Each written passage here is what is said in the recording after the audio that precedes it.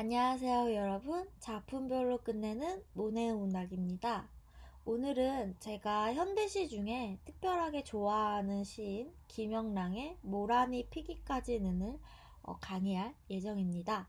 이 시는 특히 1930년대 시를 공부하는데 바이블이라고 할 수 있을 정도로 유명한 시입니다. 그래서 익숙한 여러분들이 굉장히 많을 거예요.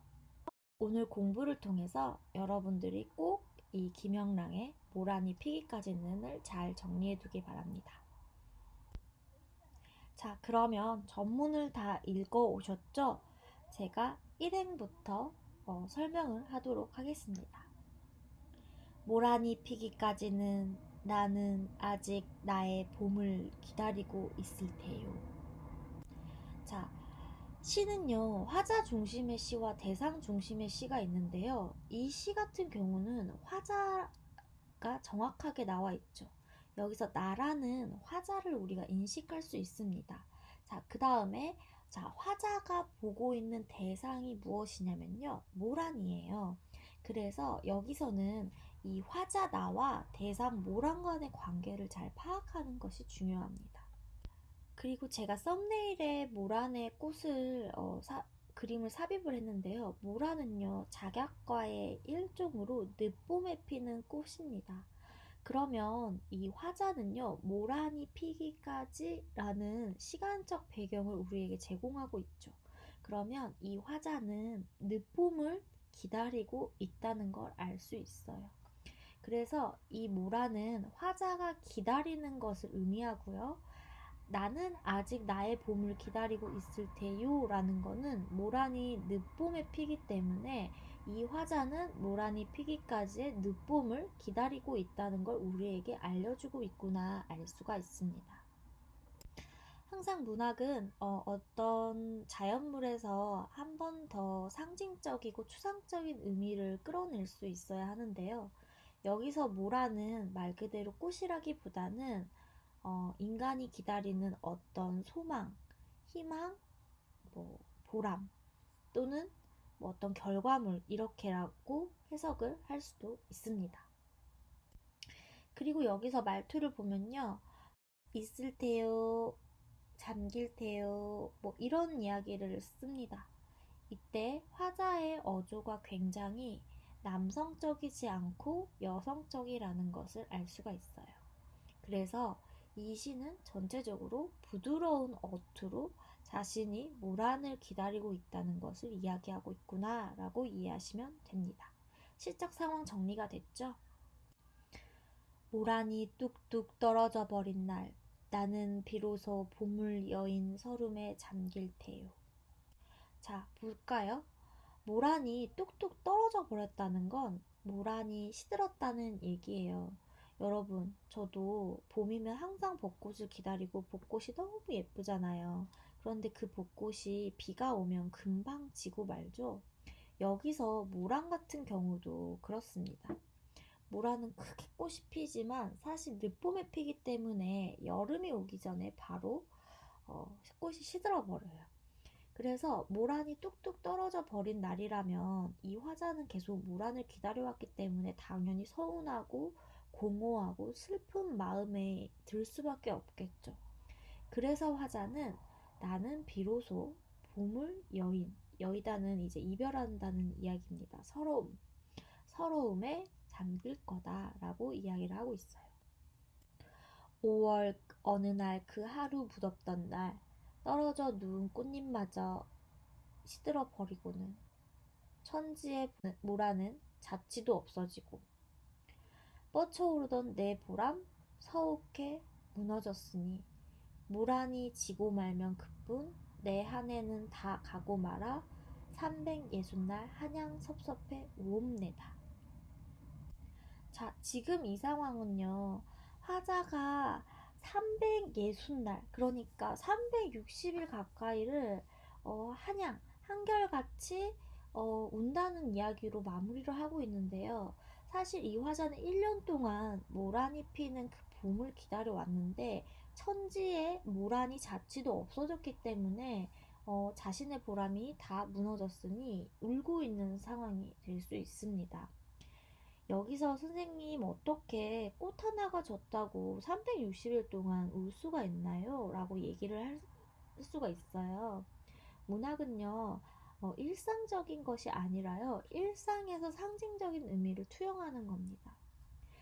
여기서 모란이란 건 화자 자신의 소망이라던가 희망이라던가 어떤 보람이라고 했잖아요. 이건 꼭 모란이라는 그 구체적인 대상이 아니라 우리가 생각하는 인생의 많은 것들을 접목시킬 수가 있어요. 예를 들면 공부를 하는 고등학교 수험생들은 뭐 대학 합격이란 것을 모란에 대입할 수가 있고요. 대학교를 다니는 학생들은 뭐 취직 또는 뭐 얻고 싶은 직업 이런 게 모란이 될 수가 있겠죠. 또 어떤 게 모란이 될 수가 있을까요? 정말 사랑하는 사람과 결혼하는 것 이런 것도 소망이 될 수 있으니까 모란으로 될 수도 있고, 또 예쁜 아기를 낳는 것 이런 것도 모란이 될 수가 있고요. 그래서 이 모란이 피기까지는요, 이 모란을 기다리는 화자가 꼭 한 사람의 특정인이라고 얘기할 수 없고 우리들 자신이라고 해석의 지평을 열어줄 수 있는 겁니다. 여러분은 어떤 모란을 기다리고 계실까요? 자, 그 다음에 마지막에 모란이 피기까지는 나는 아직 기다리고 있을 때요 찬란한 슬픔의 봄을. 이 구절은 굉장히 유명한 구절입니다. 자, 지금 일행에서 모란이 피기까지는 봄을 기다리다가 3행부터 10행까지 모란이 져버린 상황이에요. 그러면 화자는 또 다시 내년 늦봄에 필 모란을 기다리게 되는데요. 이것은 어떻게 보면 순환되는 구조라고 볼 수가 있습니다. 계절이 순환되면서 꽃이 피고 꽃이 지는 것처럼 우리들도 어떤 소망을 이루고 나면 그 다음 어떤 소망이 또 생기죠. 그래서 화자는 모란을 기다린다는 것을 숙명적인 기다림으로 볼 수가 있어요. 그래서 이 시 같은 경우는요, 계속돼서 순환되는 기쁨과 슬픔을 느끼는 화자를 이야기합니다. 그 다음에 가장 유명한 구절인데요. 찬란한 슬픔의 봄을 이라고 마무리를 하고 있습니다. 먼저 형식적인 측면에서 찬란하다는 거는 뷰티풀, 아름답다는 얘기랑 가깝잖아요. 근데 문학에서는요, 아름다운 것은 긍정으로 보고 슬픔, 그 뒤에 오는 슬픔, 새드는 부정으로 봐요.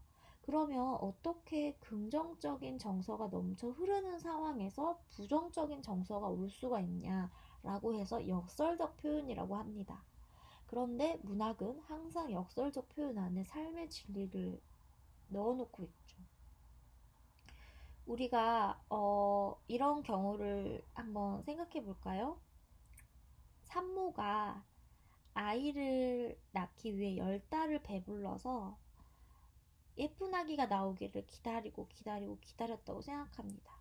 그런데 아기를 낳는 고통은 상상 초월의 이상이잖아요.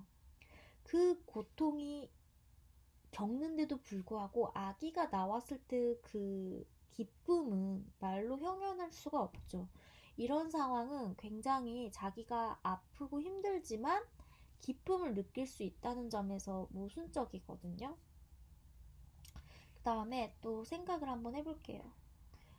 고등학교 졸업식을 한번 생각해 볼게요. 고등학교 시절이 대학 입시에 스트레스도 많고 빨리 학교를 졸업해서 사회로 나가고 싶다 해서 고등학교 졸업식이 너무 즐겁고 행복하게 될 수가 있겠죠. 왜냐하면 고등학교를 이제 안녕하는 거니까요.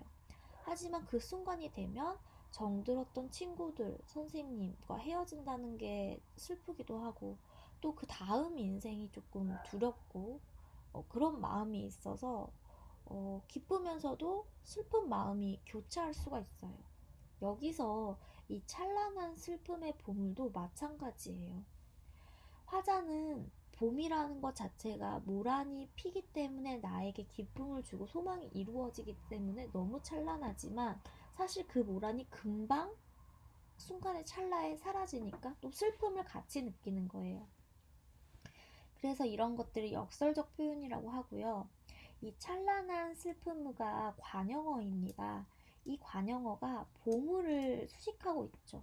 이런 걸 보고 모순적인 말이 뒤에 거를 꾸민다 해서 모순형용이라고 역설의 종류 중에 분류를 하기도 합니다. 그래서 여러분은 이 시에서는요, 첫째, 모란의 진정한 의미, 그 다음에 두 번째, 찬란한 슬픔의 보물이 역설적 표현이라는 것. 그래서 여기서는 소망을 이루어지기 기다리는 화자의 태도를 나타내고 있다는 것, 이렇게 생각을 하면 됩니다. 그 다음에 여러분이 이 김영란 시인에 대해서 한 가지 더 알아놓으셔야 될 거는, 김영란 시인은 1930년대 시문학을 창간해서 시문학파를 주도한 시인이라는 거예요. 시문학파 같은 경우는요, 1920년대에 그 카프라던가 민족주의 문학이 득세를 했다면 30년대부터는 현실을 제외하고 문학 자체로만 순수함을 추구해야 된다 하는 풍조입니다. 그래서 섬세한 언어의 조탁과 아름답고 그윽한 서정의 세계에 탐닉하는 경향을 보였어요. 그래서 민족 현실을 외면했다는 비판을 받기도 하지만 시문학파가 있었기 때문에 이 시기가 모더니즘이 되고 그 모더니즘이 지금까지 현대시에 이어오게 됐습니다. 그래서 김영란 같은 시인은 문학사적으로도 시문학파, 모더니즘을 도입했다는 것에서 의미가 있고, 이 모란이 피기까지는 그 1930년대 모더니즘의 대표적인 시이기 때문에 여러분이 잘 이해를 하시고 정리를 하면 될 것 같습니다. 오늘은 여기까지고요. 좋아요와 구독 눌러주세요. 안녕.